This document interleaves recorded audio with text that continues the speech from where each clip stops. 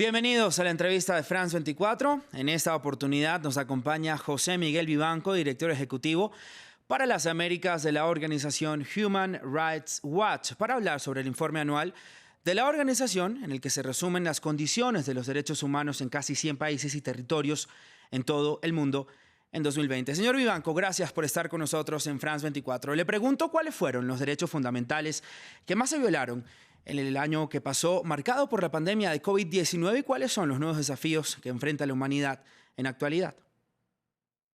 Mire, durante el año pasado, que ha sido el año del COVID, se registraron serios retrocesos en el goce, en el respeto a los derechos y libertades fundamentales, en todo el mundo. Fue un periodo donde muchos gobiernos se aprovecharon de la pandemia para imponer medidas draconianas de control ciudadano. En muchos gobiernos se adoptó un enfoque más bien militar o policial de un problema que es indudablemente una cuestión de salud pública de extraordinaria importancia, pero el enfoque fue más bien represivo, sancionatorio. Y en ese ámbito hay gobiernos que aprovecharon la pandemia para concentrar el poder, para debilitar los mecanismos de control. El Poder Judicial, a pesar de que muchas veces cuenta con jueces que están interesados y motivados a defender los derechos constitucionales y las libertades públicas, usualmente se mueve con gran lentitud. Y la pandemia además ofrece la posibilidad de que los gobiernos, por la emergencia, hagan compras y desembolsos sin mayor transparencia, por decreto, a dedo, respecto de aquellos que les pueden resolver Sí. problemas médicos a la mayor brevedad. Y en eso ha habido una enorme falta de rendición de cuentas. Hay muchas denuncias en todas partes del mundo, no solo por abuso de poder, sino también por corrupción. Sí, señor Vivanco, ahora, dicho todo esto, la pandemia hizo que nos olvidáramos entonces de las libertades fundamentales y que esta misma perdiera el valor ante la necesidad de limitarla con los confinamientos que hemos vivido. Las libertades eh, eh, no se pierden así nomás, y especialmente el pueblo y los distintos sectores que son conscientes del valor que representa el ejercicio de las libertades públicas, las defienden.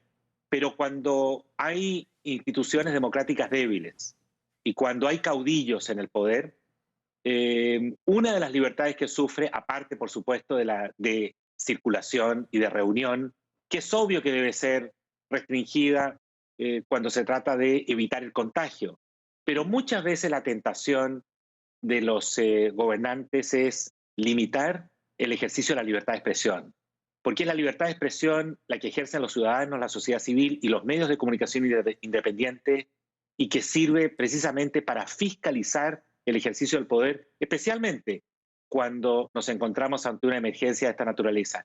Y esa libertad, indudablemente, que ha sufrido censuras y ha sufrido retrocesos durante este periodo. Ahora, entrando un poco más en materia del informe, el 2020 en Estados Unidos estuvo marcado por protestas raciales lideradas por el movimiento Black Lives Matter, que piden que cese el racismo sistémico en Estados Unidos y también la igualdad de condiciones para los afroamericanos. Además, queda un país completamente polarizado tras 4 años de la administración del presidente Donald Trump. ¿Qué retos en materia de derechos humanos le esperan al nuevo mandatario, a Joe Biden? Enormes, enormes. Hay que prácticamente reconstruir el tejido social de un país que lo entrega a Trump profundamente dividido y polarizado. Trump ha sido un desastre para la causa de los derechos humanos, porque ha incitado a la violencia, porque ha promovido la causa de grupos de extrema derecha, racistas, que creen en la superioridad de ellos sobre el resto del país. Un desprecio profundo hacia las minorías, hacia los afroamericanos, hacia los mecanismos de control, los medios de comunicación. Trump realmente, como sabemos, es un líder que miente de una manera sistemática y patológica, y que hasta el día de hoy no reconoce nada menos que los resultados electorales donde él fue felizmente derrotado.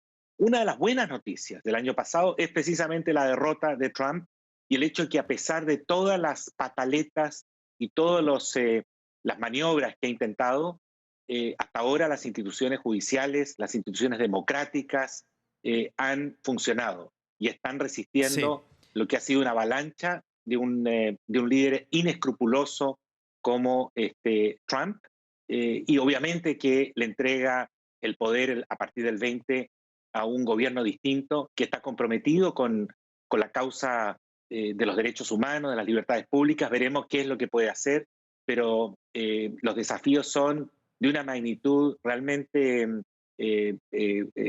significativa los que tendrá que enfrentar tanto a nivel interno como a nivel internacional un gobierno como el de Biden. Ahora, todos vimos con estupor el asalto al Capitolio por parte de los seguidores del presidente saliente Donald Trump.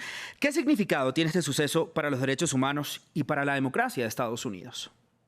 Bueno, es un asalto a lo que simboliza la democracia en los Estados Unidos, un asalto promovido, avalado, instigado, nada menos que por Trump. Esto no tiene precedentes en la historia de los Estados Unidos. Y realmente la vejación que han hecho de la institucionalidad democrática con el aval de Trump y de muchos miembros del partido de Trump, del Partido Republicano, ha tenido digamos, le ha hecho un gran daño a la credibilidad de las instituciones. Sobre todo porque habrá quienes, incluso cuando parta Trump, Sí. algunos millones, no estoy pensando los 74 millones que votaron por él, pero sí un buen porcentaje, Sí. seguirán sosteniendo que aquí les robaron la elección y no hay que olvidarse nunca que en este país todo el mundo está armado. Aquí la segunda enmienda que protege el porte de armas es prácticamente tan sagrada como la Biblia.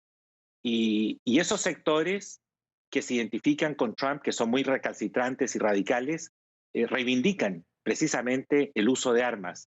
Si esos sectores no entienden que las disputas se dirimen democráticamente y participando en el sistema electoral, se vienen años muy duros donde puede haber brotes de violencia realmente inéditos en la historia contemporánea de los Estados Unidos.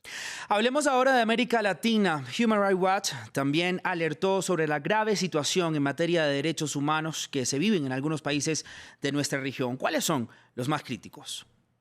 Los más críticos son las tres dictaduras que lograron consolidarse el año pasado. Me refiero fundamentalmente a Venezuela, exclusivamente a Venezuela, a Nicaragua y a Cuba. Cuba se consolidó hace muchas décadas, es una dictadura militar que no permite el ejercicio de las libertades más elementales. Pero Venezuela y Nicaragua, lamentablemente, se han salido con las suyas.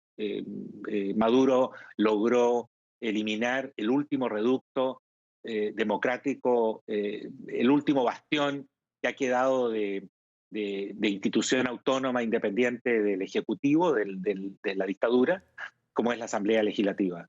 Es muy lamentable, es muy doloroso, porque en el caso de Venezuela, las violaciones a derechos humanos van acompañadas de una emergencia humanitaria de una enorme profundidad, con falta de alimentos y medicinas, especialmente para los más pobres, que es lo que explica, por cierto, el éxodo masivo de venezolanos al resto de la región.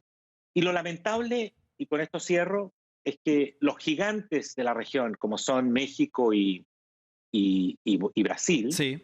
están liderados por dos gobernantes populistas, demagogos, dos caudillos que no creen en la institucionalidad democrática y que gobiernan como si el país les perteneciera o fuera propiedad privada. Se han olvidado e ignoran los mecanismos de control, a pesar de que son personajes que representan posiciones ideológicas contrapuestas. Son líderes que no defienden las libertades públicas, ni los derechos fundamentales, ni la democracia. Y entonces nos encontramos con una región a la deriva, donde no hay voces creíbles y fuertes, con peso, capaces de defender estos valores. Señor Vivanco, ya para finalizar, en un terreno un poco más positivo, ¿qué destacaría en materia de derechos humanos en un año tan atípico como fue el 2020? Primero, la derrota de Trump. Aunque no lo crean, Esta no es una posición ni partidista, ni mucho menos.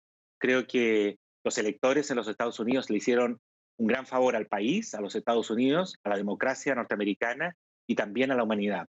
Segundo, el surgimiento de un movimiento de intelectuales y de artistas que están defendiendo el derecho a la libertad de expresión en Cuba, como es el movimiento San Isidro, que con las uñas y a pulso están tratando de abrirse un espacio contra la censura. Y lo tercero son las instituciones democráticas en Brasil, que a pesar de Bolsonaro, a pesar de sus esfuerzos por concentrar el poder y avasallar, la Suprema Corte de Brasil ha logrado, junto al Congreso y a los gobernadores, resistir las peores iniciativas de Bolsonaro, especialmente en lo que tiene que ver con el manejo de la pandemia. Gracias a esas instituciones democráticas, las brasileñas, es que Bolsonaro no ha logrado hacer mayor daño a la democracia Sí. en ese país. Señor Vivanco, gracias por su tiempo y por estar con nosotros en la entrevista de France 24. Hasta una próxima oportunidad. Era José Miguel Vivanco, director ejecutivo para las Américas de la organización Human Rights Watch. Hasta aquí este espacio de la entrevista. Hasta una próxima edición.